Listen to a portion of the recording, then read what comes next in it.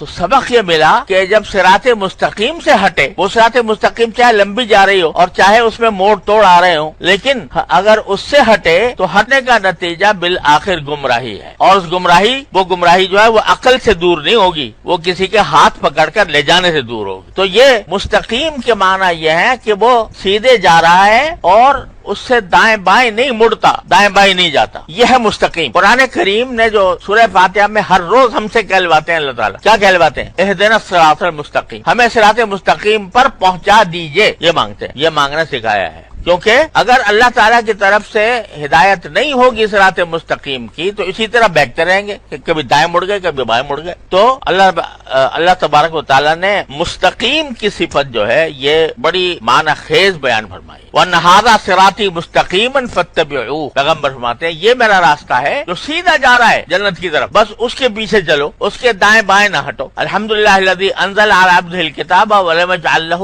عوجا، اللہ تبارک و تعالیٰ نے کتاب نازل فرمائی جس میں کوئی ٹیڑھ نہیں رکھ۔ ٹیڑھ سے مراد یہ کہ جو افراط یا تفریط، دائیں یا بائیں، ایک طرف افراط ہے ایک طرف تفریط ہے، اس کے بیچ میں راستہ جا رہا ہے جو صراط مستقیم، اور اس صراط مستقیم پر ہی چل کر اللہ جل جلالہ کا قرب نصیب ہوتا ہے۔ ایک عجیب جملہ ہے قرآن کریم میں، ان ربی علی صراط مستقیم، ان ربی علی صراط مستقیم، لفظی ترجمہ اس کا یہ ہے کہ میرا پروردگار صراط مستقیم پر ہے، میرا پروردگار صراط مستقیم پر ہے۔ اب بھائی آدمی صراط مستقیم پر ہو تو سمجھ میں آتی ہے بات، انسان ہو پیغمبر ہو کوئی وہ صراط مستقیم پر ہو۔ وہاں کہہ رہے ہیں ان ربی علی صراط مستقیم، میرا پروردگار صراط مستقیم پر ہے۔ اس کے معنی یہ ہے کہ اگر اللہ تعالیٰ سے ملنا چاہتے ہو تو وہ تمہیں صراط مستقیم پر ملے گا۔ یہ معنی نہیں ہے کہ صراط مستقیم پہ بیٹھا ہے اللہ میاں یا صراط مستقیم پر کھڑا ہوا ہے، بلکہ مطلب یہ ہے کہ اگر اللہ جل جلالہ تک پہنچنا چاہتے ہو تو تمہیں صراط مستقیم پر چلنے سے وہ ملے گا۔ ان ربی علی صراط مستقیم وان ھذا صراطی مستقیما فاتبعوه ولا تتبعوا السبل، کیسے ولا تتبعوا تفرق بکم عن سبیل، یہ میرا سیدھا راستہ ہے بس اس کے پیچھے چلو،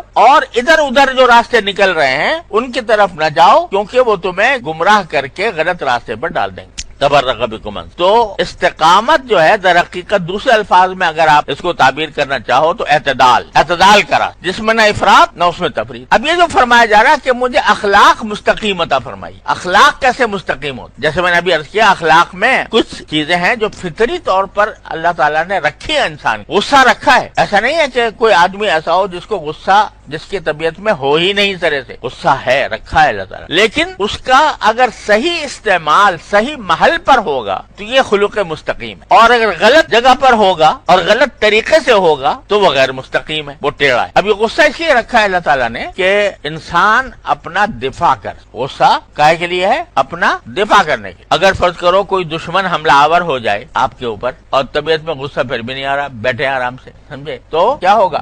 موت آئے گی، ختم ہو جاؤ گے۔ وہ وقت ہے غصہ دکھانے کا کہ اپنا دفاع کرنے کے لیے آدمی تیار ہو اور دفاع کر کے اس کا مقابلہ کرے۔ یہ ہے اس غصے کے موقع پر اگر غصہ نہ کرے آدمی تو وہ کیا ہے، اس کو کے لیے خاص لفظ ہوتا ہے، وہ بزدل ہے، وہ بے وقوف ہے، خود اپنی جان پر ظلم کرنے والا ہے کیونکہ دوسرا اس کو کھا جائے گا اگر غصہ صحیح مصرف پر استعمال نہ ہو۔ جہاد کے اندر ضرورت ہے غصے کی، اگر غصہ نہیں ہے تو جہاد کیسے کرے گا؟ کفر پر غصہ آنا چاہیے، وہ غصہ برحق ہے، تو یہ خلوق مستقیم ہے اگر غصہ صحیح جگہ پر آ رہا ہے۔ مگر مستقیم ہونے کے لیے دو شرطیں ہیں، ایک شرط یہ کہ صحیح جگہ پر آئے، غلط جگہ پر نہ آئے، دوسرے اس غصے کا اظہار بھی صحیح طریقے سے ہو۔ ضرورت تو ہے تھوڑا حصہ تھوڑا غصہ کرنے کی، کر دیا بہت زیادہ، یہ بھی مستقیم نہ ہو۔ غصہ صحیح محل پر آئے اور پھر اس کا اظہار بھی صحیح ایک حد کے اندر ہو، اس حد کے اندر ہو جو، تو یہ غصہ محمود ہے، یہ اللہ تبارک و تعالیٰ نے رکھا ہی اس لیے ہے کہ ایسے مواقع پر استعمال کیا جائے۔ اور اگر